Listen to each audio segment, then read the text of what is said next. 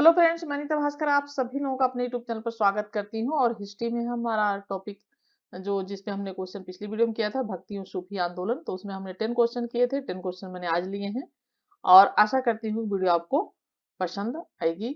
और 10 question important है, जरूर पूरी वीडियो जरूर देखा करिए, सारे क्वेश्चन जरूर देखा करिए। और चैनल पे नए हो तो सब्सक्राइब जरूर कर लें और वीडियो पसंद आने पर लाइक शेयर कमेंट जरूर करिएगा। चलिए शुरू करते हैं। और क्वेश्चन है पहला, कबीर के संदर्भ में निम्नलिखित कथनों पर विचार कीजिए। फर्स्ट पॉइंट है, वह एकेश्वरवाद की धार्मिक व्यवस्था में विश्वास करते थे। दूसरा पॉइंट है, उन्होंने वर्णाश्रम के उन्मूलन का समर्थन किया। तीसरा पॉइंट है, उन्होंने अपनी शिक्षाओं में इस्लाम के कुछ सिद्धांतों का समावेश किया। उपयुक्त कथनों में से कौन से कथन है जो सही है? और राइट ऑप्शन हो जाएगा, तीनों ही कथन सही है। उन्होंने एकेश्वरवाद की व्यवस्था का समर्थन किया, विश्वास किया, और उन्होंने वर्णाश्रम के उन्मूलन का समर्थन किया, और अपनी शिक्षाओं में इस्लाम के कुछ सिद्धांतों का भी उन्होंने समावेश किया था। ठीक है, और वे किश्तरवादी थे। सेकेंड क्वेश्चन है, दक्षिण भारत की भक्ति परंपरा के संदर्भ में निम्नलिखित युग्मों पर विचार कीजिए। नालियार दिव्य प्रबंधन, वेद की आलोचना करने लिंगायतों की रचना, अंडाल वैष्णव महिला संत, तेवाराम, संतों द्वारा कविताओं की रचना, उपयुक्त में से कौन से युग्म है जो सही सुमेलित है? और इसका राइट ऑप्शन हो जाएगा 2 और 3, यानी 2 और 3, यानी अंडाल वैष्णव महिला संत और तेवाराम संतों द्वारा कविताओं की रचना। ठीक है, पहला क्या है? नालियार दिव्य प्रबंधन, जो कि सही नहीं है, तो इसके बारे में हम देखते हैं। नालियार दिव्य प्रबंधन जो है तमिलनाडु के अलवार संतों की रचना है। किसकी रचना है? तमिलनाडु को, ठीक है, तमिलनाडु के अलवार, ठीक है, अलवार संत है जो है उनकी रचना है नालियार दिव्य पर, ना कि वेद की आलोचना करने में लिंगायतों की रचना है।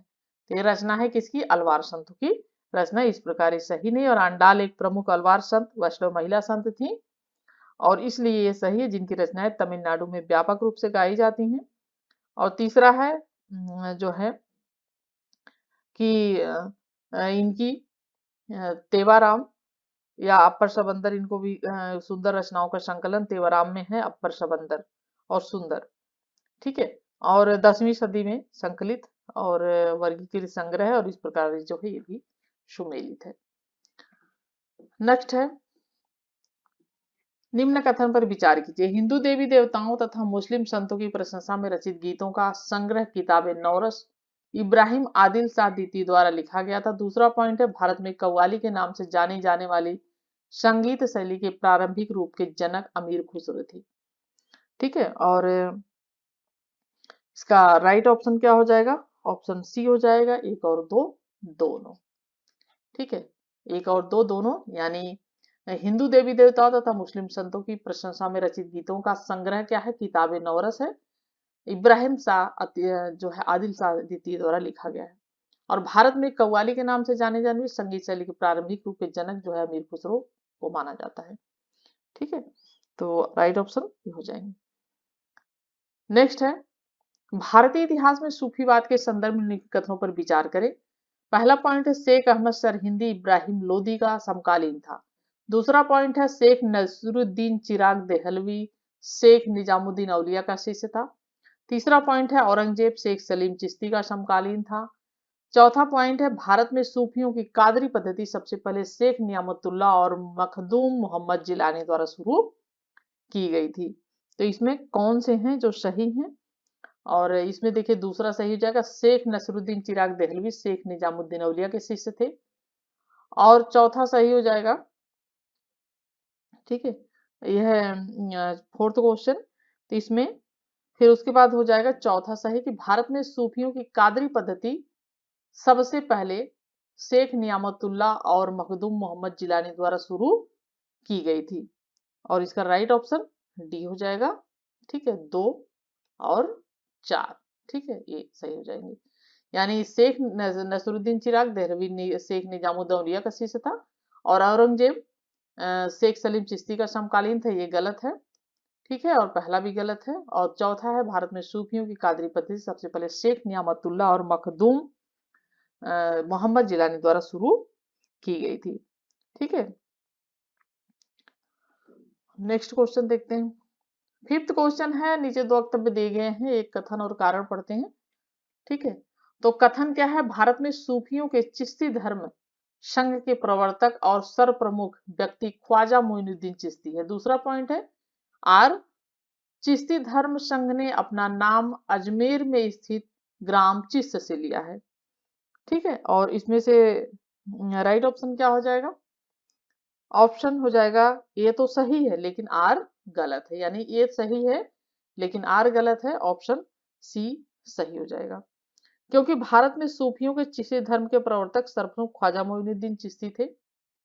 ठीक है, ये सही है।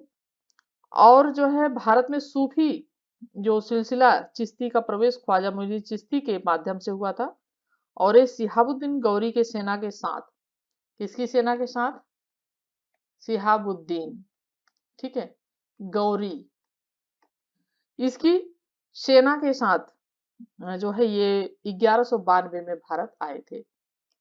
ठीक है, 1192 में इसमें भारत आए थे शेख मोइनुद्दीन ख्वाजा मोइनुद्दीन चिश्ती।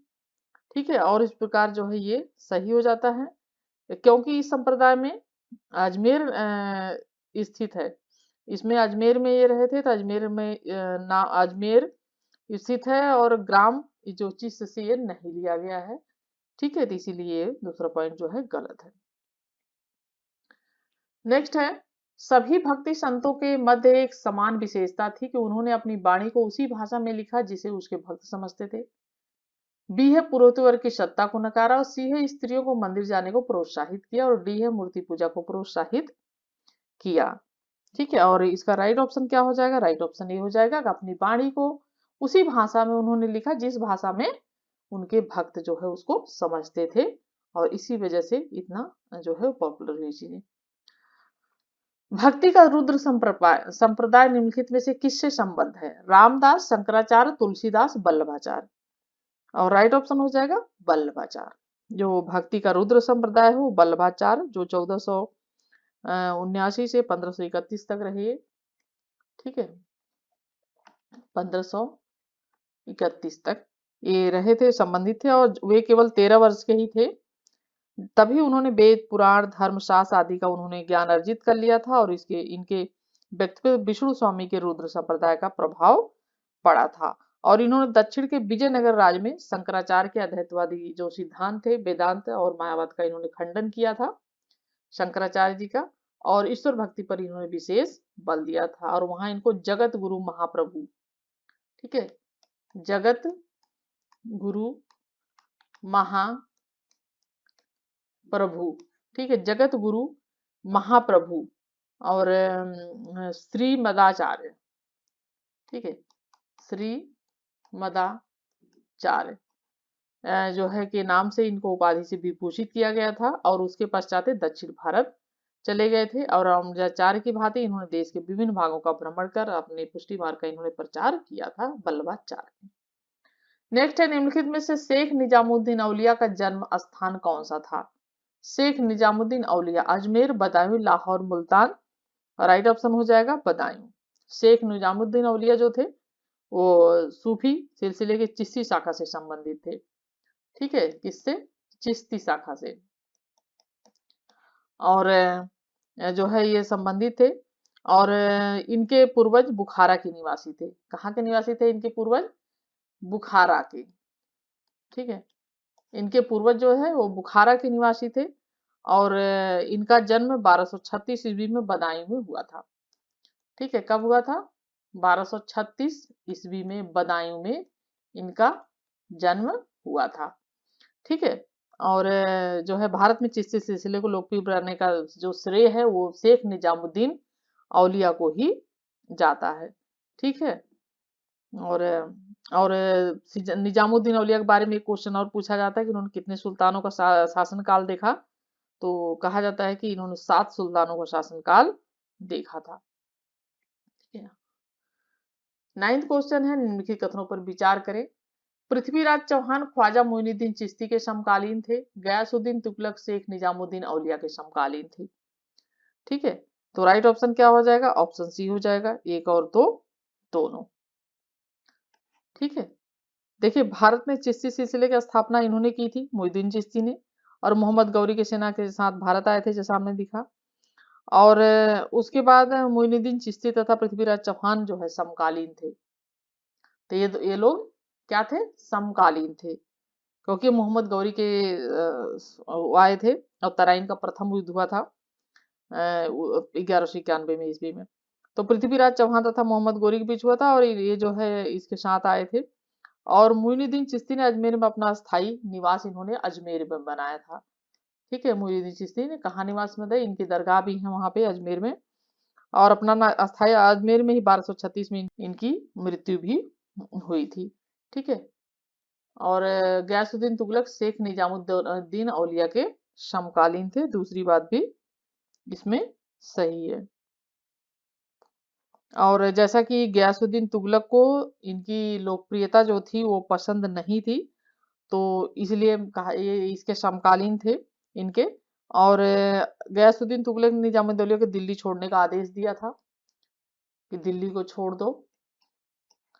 ठीक है, दिल्ली छोड़ दो। और उसके बाद निजामुद्दीन औलिया जो है दिल्ली से उस समय बाहर था, और इसका आदेश सुनने पर निजामुद्दीन औलिया ने ये कहा था कि हुनूज दिल्ली दूरस्थ, अर्थात दिल्ली अभी दूर है। ठीक है, तो इन्होंने कहा था कि दिल्ली अभी दूर है। और उसके बाद जब वहां से वो चला था फिरोज यहाँ पे गयासुद्दीन तुगलक, तो उसकी रास्ते में ही मृत्यु हो गई थी और वो पहुंच नहीं पाया था। ठीक है, तो इसका राइट ऑप्शन 1 और 2 दोनों हो जाएगा। ठीक है, और 10th क्वेश्चन और लास्ट क्वेश्चन है, आध्यात्मिक मत है और आध्यात्मिक प्रमुख है। चिश्ती सिलसिला, शेख अहमद सरहिंदी, नक्शबंदी सिलसिला, शेख बहाउद्दीन जकारिया, कादरी सिलसिला, शेख हमीदुन, और सुहरावर्दी सिलसिला, सैयद मखदूम मोहम्मद। और 10th क्वेश्चन का राइट ऑप्शन हो जाएगा ऑप्शन सी, ए का 3, बी का 1। ठीक है, यहाँ पे ए बी लिखना नहीं भूल गई मैं, सी डी। तो ए का बी, ए का 3, बी का 1, सी का 4, डी का 2 हो जाएगा। ठीक है, और राइट ऑप्शन हो जाएगा ये ए का 3, चिश्ती सिलसिला, शेख जो है हमीदुद्दीन थे। उसके बाद नक्शबंदी सिलसिला। ठीक है, ये है ए का बी का 1 है, शेख अहमद सरहिंदी नक्शबंदी सिलसिला। कादरी सिलसिला, सैयद मखदूम मोहम्मद। सोहरावर्दी सिलसिला, शेख थे बहाउद्दीन जकारिया। ठीक है, ये डी का 2 है। तो हमारे 10 क्वेश्चन कंप्लीट होते हैं, और आशा करती हूँ वीडियो पसंद आएगी। पसंद आए तो लाइक शेयर कमेंट जरूर करिएगा, चैनल पर नए हो तो सब्सक्राइब कर लीजिएगा। Thank you for watching video. Next video मिलती है।